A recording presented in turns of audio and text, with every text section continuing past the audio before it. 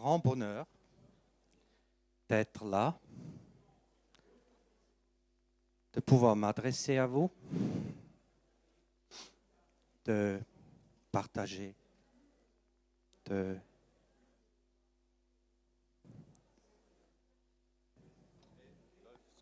Ah. Ok. Voilà, je crois que j'en avais besoin de ça. Mesdames, Messieurs, alors je suis avec vous. Maintenant, je parle de nouveau trop fort. Hein. Alors, vous pouvez baisser un peu. Ouais, merci beaucoup. Sinon, on ne m'entend pas partout. Parfois, c'est vrai, on a besoin d'être secoué. Hein? Parce qu'on s'est levé tôt le matin, parce qu'on a vécu quelque chose qui n'était pas très bien les dernières 15 minutes. Alors, si je suis là aujourd'hui, et si Vincent m'a secoué là gentiment tout à l'heure, je vais essayer de faire de même avec nous tous. Donc, nous secouer un peu, nous rappeler un peu quelle chance nous avons d'être là où nous sommes. En fait, et maintenant, normalement, on devrait fermer la salle à clé à ce moment-là, parce que j'ai peur que si ce n'est pas le cas, vous allez quitter la salle. Parce que là, je vais vous dire à quel point vous avez de la chance d'être au chômage. Alors, je vois qu'il y a quelques personnes qui rient. Non, mais je suis même sérieux. Alors, votre rire, c'est sympa comme réaction. J'ai noté une liste déjà impressionnante, mais certainement pas exhaustive, en quoi ça représente la chance. On a enfin un peu plus de temps. On peut faire un bilan sur ce qu'on a fait. On ne va pas juste tête baissée, continuer ce qu'on a toujours fait. Une vie professionnelle dure quand même quelque chose entre 40 et 50 ans. Et qui sait, pour les plus jeunes, jusqu'où ça va aller pour vous. On fait de belles rencontres quand on est au chômage, qu'on ne ferait jamais si on est toujours en entreprise. Et franchement, aujourd'hui, je peux dire qu'est-ce que je suis heureux qu'on m'a licencié la première fois quand j'avais 44 ans. Parce que la deuxième fois qu'on m'a licencié, j'avais 50 ans. Et je me rends parfaitement compte, si on ne m'avait pas licencié à 44 ans, mais seulement à 50 ans, je ne me serais peut-être jamais relevé. Alors les plus jeunes, j'ai vu un monsieur aujourd'hui, il m'a dit, j'ai 56 ans et je suis au chômage. Là, je dois dire, alors là, il y a peut-être un peu moins de bonheur. Soyons contents si ça nous arrive avant, parce que ça nous rend aussi plus forts. Ça nous donne l'opportunité de réfléchir sur nous, de prendre du recul, les 3 pas en arrière qui font tant de bien. Se remettre en question. Il y a des gens qui ont vécu toute leur vie sans jamais se poser la question de ce qu'ils voulaient faire. Ils sont rentrés sur une ligne sur l'incitation des parents. Donc, ils ont choisi le job qu'ils ne voulaient pas eux, mais papa ou maman. Et parce qu'ils n'ont jamais été licenciés, ils l'ont fait jusqu'à la retraite. C'est quand même triste. Vous êtes 100% maître en contrôle de votre perception de ce qui vous arrive. Vous n'êtes pas en contrôle de ce qui vous arrive, mais ce que vous en faites, que vous le considérez comme un coup de chance ou comme un coup de malheur, ça c'est vous qui le gérez. Albert Schweitzer dit, oui j'aurais pu l'apprendre par cœur, mais le succès n'est pas la clé du bonheur. Le bonheur est la clé du succès. Si vous aimez ce que vous faites, vous réussirez. Je l'ai croisé il y a 2 jours et je l'ai probablement seulement vu parce que j'étais déjà dans ma tête dans le sujet d'aujourd'hui. Je vais faire un exercice avec vous que j'ai encore jamais fait avec autant de personnes. Et c'est pour ça que le monsieur m'assiste ici, parce que j'aime éternaliser ce moment. On ne dit certainement pas éternaliser, mais vous me comprenez. Je vous prie de prendre tous, toutes et tous, un stylo, un crayon, quelque chose avec à peu près cette forme dans votre main, et puis vous le mettez dans votre bouche, comme ça, comme ça. Vous pouvez ouvrir votre bouche, hein? Ouvrez votre bouche. Ouais, c'est difficile. Et qu'est-ce qui va se passer?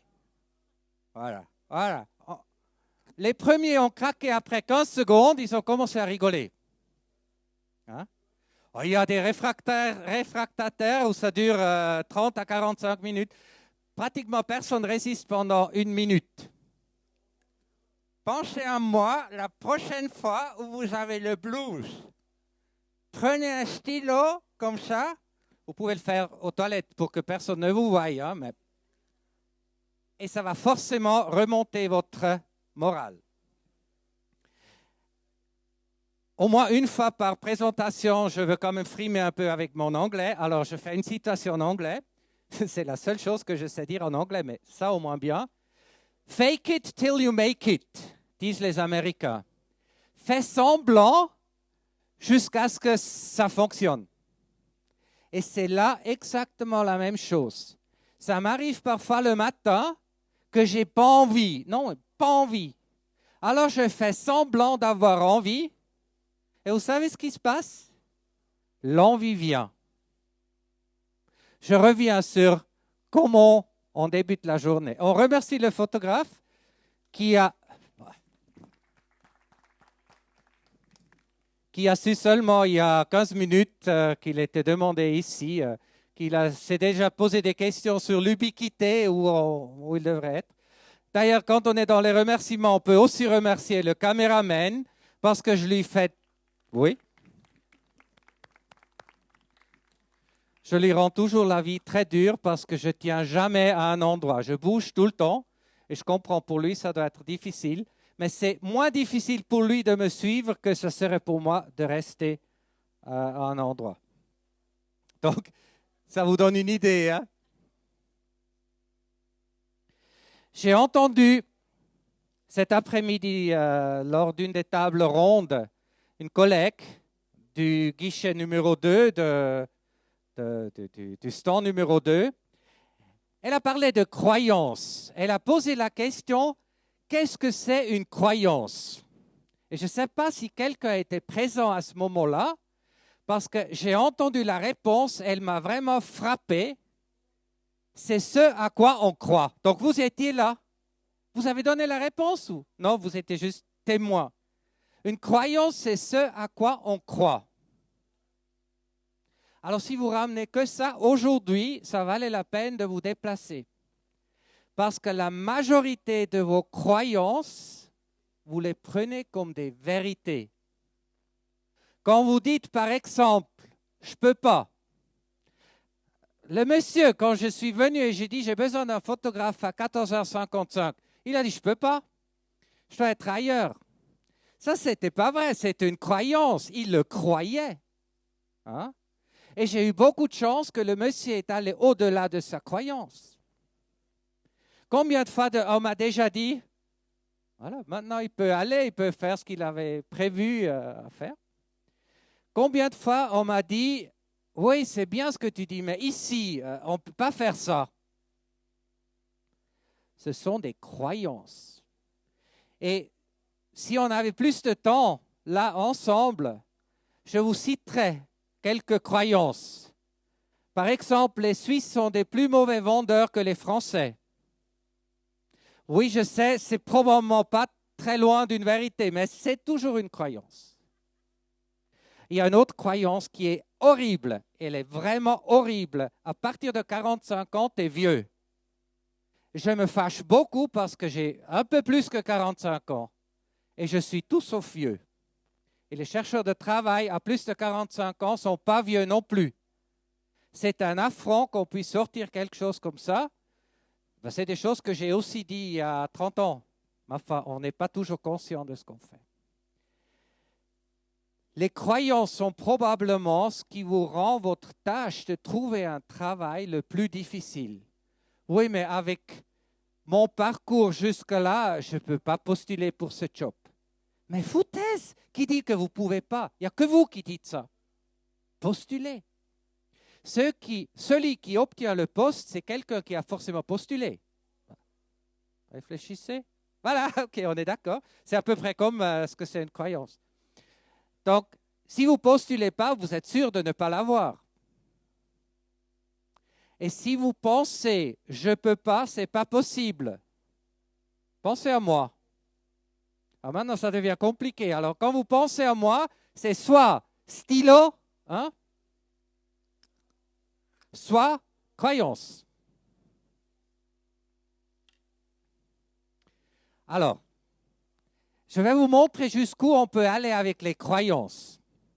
Dans l'espoir que Vincent ne s'est pas encore endormi, parce que j'ai besoin de lui. Parce que déjà, une main avec le micro, j'ai besoin de ses mains. Alors, vous voyez bien, il est engagé pour son côté physique. Hein? S'il se confirme, on va peut-être l'utiliser un jour pour son côté cerveau, mais ça... Alors, ce qu'il a ici, c'est un modèle d'une trappe, d'un piège de singe. Vous savez, on n'est pas très loin du singe, surtout moi, je crois vous non plus, de la Chine antique. Dans la Chine antique, on a mis des caisses, c'était fermé, hein, mais c'est ouvert ici pour que vous voyez. Et dans ces caisses, on a mis des pommes. Rien à voir avec une entreprise, le monsieur avait peur, du même nom en anglais. OK. Les singes qui aiment les pommes, qu'est-ce qu'ils font? Ils veulent prendre la pomme. La main rentre facilement. Hein? Alors, je prends la pomme. Voilà. Et maintenant, j'ai un problème. La main avec la pomme, elle ne sort pas. Et vous savez quoi? Les singes se font faire attraper quand les gens sont venus. Ils ont tout essayé, sauf le plus évident, lâcher la pomme. Je crois qu'il faut que j'arrête après parce que c'est la troisième fois où vous devez penser à moi. Merci Vincent, c'est bon. On peut aussi l'applaudir.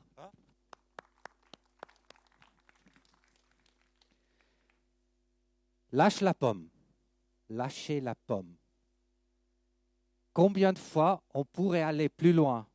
Le singe, il a perdu sa vie parce qu'il n'a pas lâché la pomme. Mais ça fait 30 ans que je travaille dans ce secteur. Et encore, allez dans un autre secteur s'il y a des opportunités. Oui. Et il y a un monsieur qui m'a dit, je voulais le citer d'ailleurs avant, Sylvain Angeli m'a dit aujourd'hui qu'il avait fait, pendant une phase justement d'arrêt, une formation dans un autre domaine. Et voilà, sans expérience, ce sera probablement difficile de trouver un emploi dans ce nouveau domaine. Alors, premièrement, c'est une croyance. Hein? Et deuxièmement, lâchez vos préjugés. Ce sont des pommes. Hein? Lâchez vos idées, lâchez vos croyances. Allez de l'avant.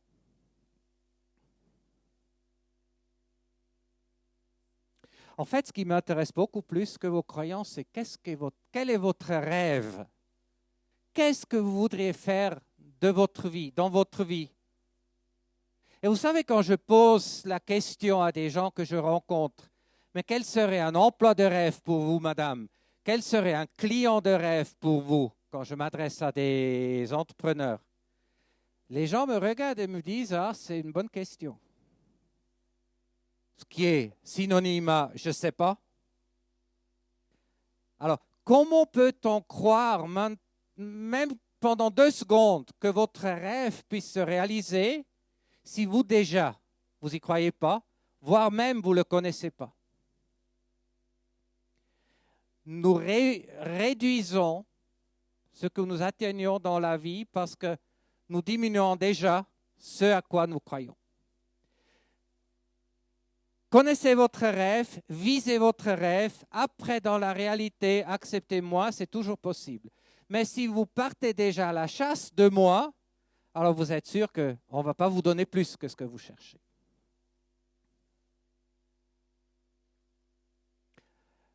Qu'est-ce que c'est la chance? Je me suis posé la question si je vais le dire, mais j'aime tellement parler de situation actuelle. Il y a un peu plus d'une heure, je suis allé aux toilettes. Hein, ça arrive même aux conférenciers. Et aux toilettes des hommes, il n'y avait plus de papier, mais plus de papier du tout, hein, si vous comprenez ce que je veux vous dire. Alors, est-ce que j'ai eu de la chance d'avoir des mouchoirs de papier avec moi? On pourrait le dire. Hein? J'ai eu de la chance. Mais vous voyez que non, ces mouchoirs ne sont pas rentrés dans ma veste par chance. On fait quelque chose pour sa chance.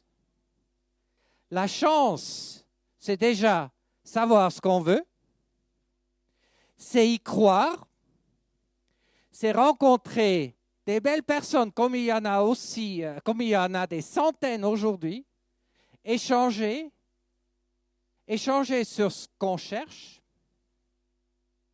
La chance,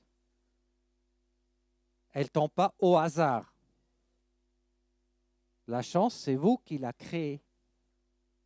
D'ailleurs, comme une bonne journée. Alors, est-ce qu'aujourd'hui, c'est une bonne journée pour vous? Oui. Oui. Et sinon, vous aviez qu'à changer quelque chose. Ça ne dépend que de nous si la journée est bonne.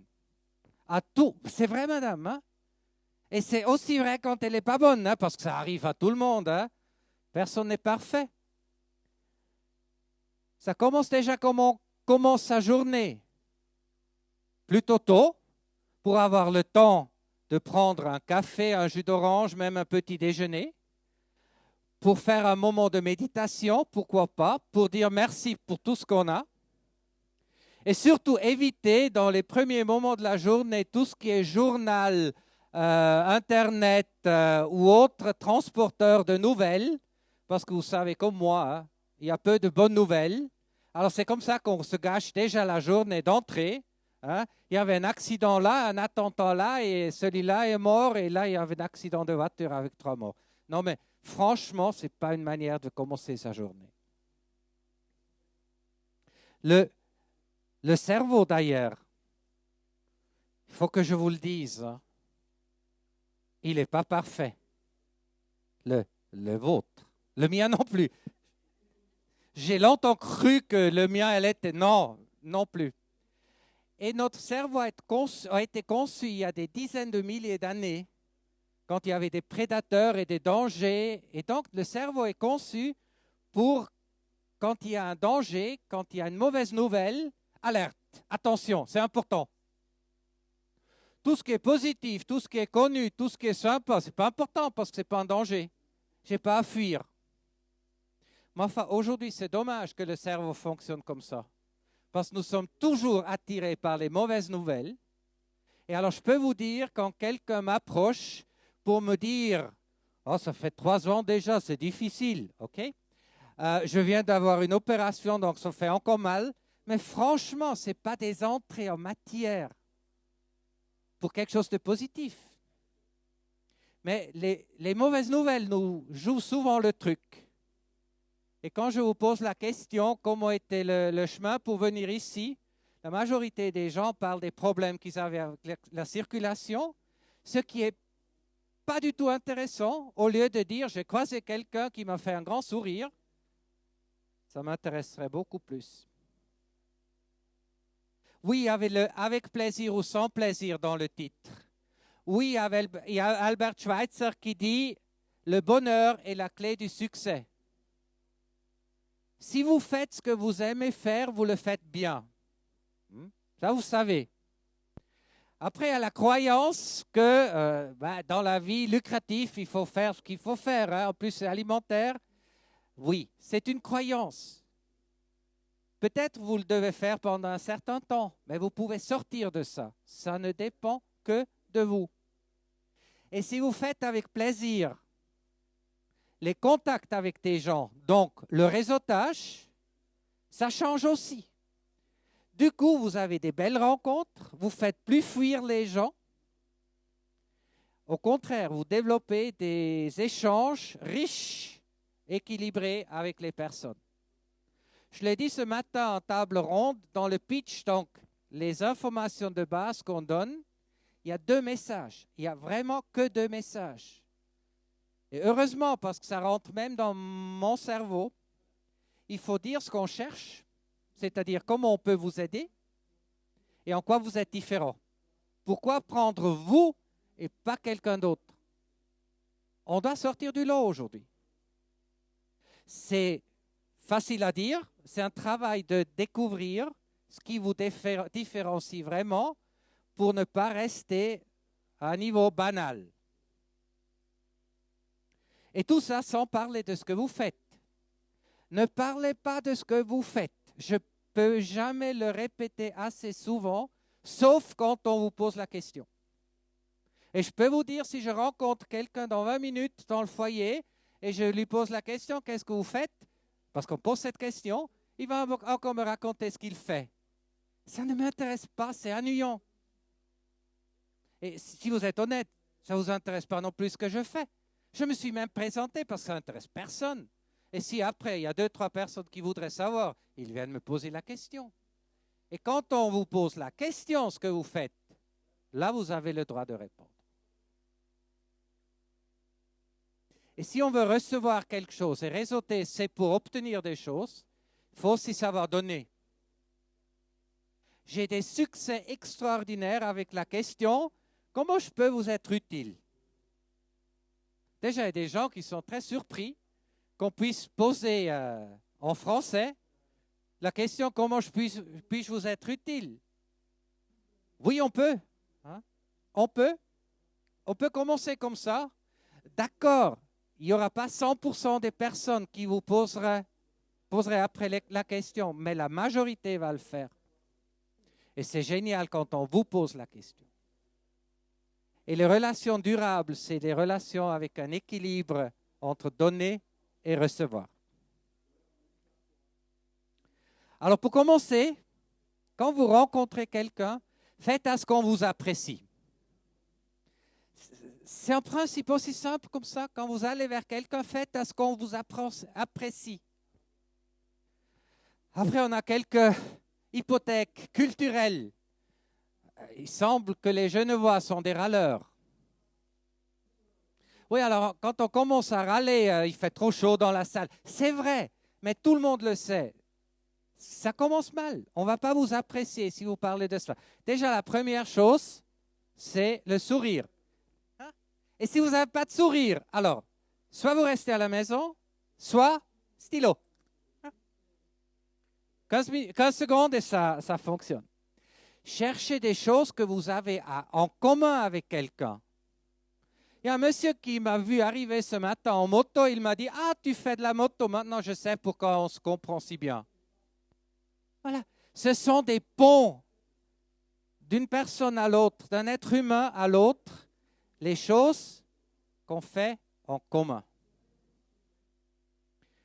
Quand j'ai préparé cette partie de cet après-midi, j'ai noté sur mon feuille, après j'ai éclaté de rire, j'ai noté l'être humain a 1 oreille et 2 bouches.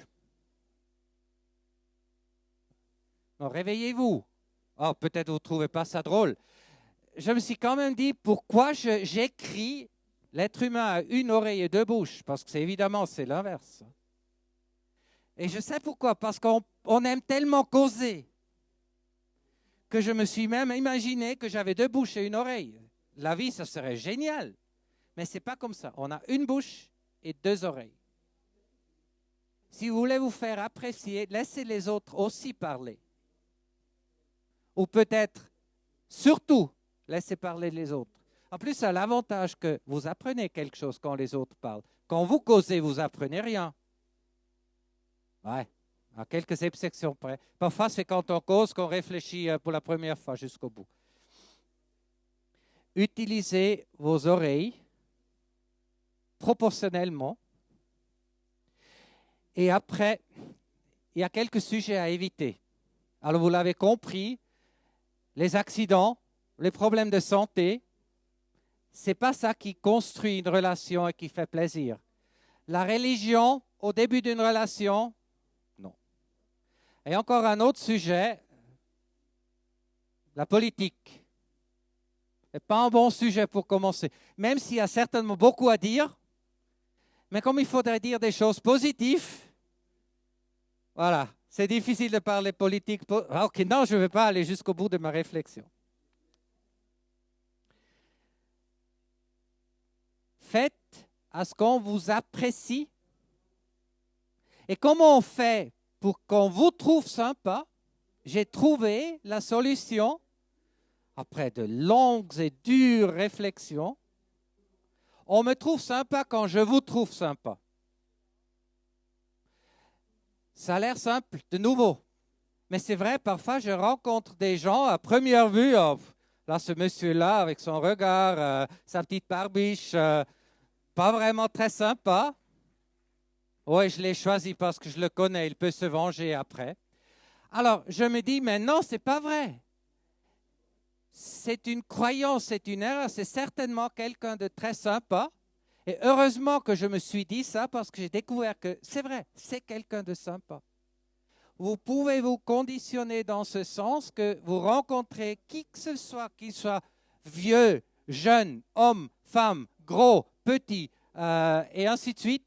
Vous dites, non mais c'est quelqu'un de sympa. Il y en a qui le cachent un peu mieux que les autres. Et vous allez voir, vos relations, vos rencontres changent. Parce que les gens vont vous trouver sympa aussi. D'ailleurs, si vous écoutez bien, on vous trouve très sympa. Maintenant, j'ai compris pourquoi j'aime tellement les femmes. Parce qu'elles écoutent mieux que les hommes. Donc voilà, je les préfère aux hommes. Peut-être pas uniquement à cause de ça, mais ça, ce n'est pas un sujet aujourd'hui.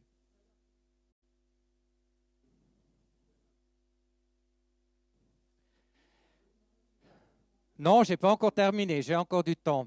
Et je vais l'utiliser jusqu'à la dernière seconde. Je vais vous faire souffrir dans ce sauna-là. Parfois, on a besoin d'être secoué. Hein? C'est un shaker. J'ai récemment appris ce mot, c'est anglais. Hein? C'est aussi anglais. C'est pour secoueur. Oui, vous dites peut-être pas secoueur. Parfois, on a besoin de ça. Quand vous secouez, faites attention que le couvercle soit dessus. Parce que s'il n'est pas dessus, voilà. Désolé si ça fait mal, mais après, ça fait plutôt doux. Parfois, on doit se secouer pour dire, mais arrête-toi. Regarde les opportunités, regarde la chance que tu as et fais quelque chose de ça. Et pour terminer, ah non, je ne vais peut-être pas utiliser jusqu'à la dernière seconde, mais ce n'est pas grave. Par contre, je ne sais pas encore comment je vais faire avec le micro. Parce que pour terminer, je vais vous raconter l'histoire d'un homme qui se trouvait au désert. C'est facilité par la température. Ils ont exprès monté la température pour mon histoire là. Donc, vous imaginez bien quand vous êtes au désert, vous avez soif, vous avez une bouteille d'eau, vous buvez. À un moment donné, elle est vide, il n'y a plus rien à boire, les lèvres se dessèchent, ça devient difficile. Vous marchez toujours, idéalement dans la même direction, mais vous n'êtes pas 100% sûr hein, si vous allez toujours dans la même direction. Et ça fatigue, ça prend de l'énergie. Il m'a dit, c'est mieux si je reste là-dessus. Sinon, j'aurais pu marcher jusqu'à là. Alors, je vais juste rester là. Je voulais quand même vous expliquer ça. Hein. Alors, je suis au désert, il fait chaud. Il fait chaud. Comment on se déshabille avec une main au micro? Ah, il fait chaud. Non, non, non, non, non, non, pas peur, pas peur. Même pas peur. Je sais où il faut s'arrêter. Mais il fait chaud. Il fait chaud, alors j'y vais. Après, on a même cette idée. J'ai trouvé enfin une bonne excuse pour enlever la cravate. Je dis qu'il fait chaud. Il fait chaud, il marche. Il est de plus en plus fatigué. C'est dur, il fait chaud, il n'y a plus rien à boire, j'ai soif, j'ai soif. Pauvre de moi. Je sais où je devrais aller, je ne sais pas si je vais arriver. Et vous savez, les forces qui vous quittent. Et finalement,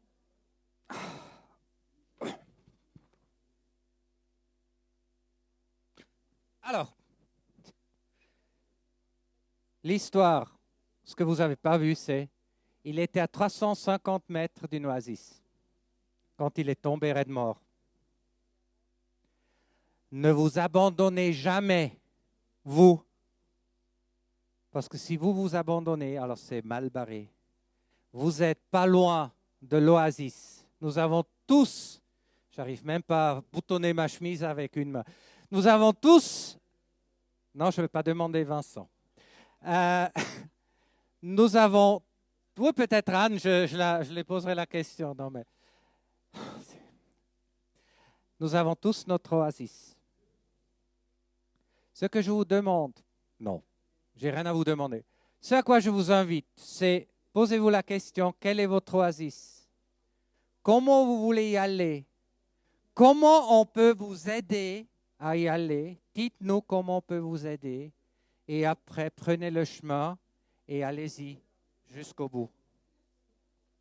Abandonnez pas. Ne vous abandonnez pas.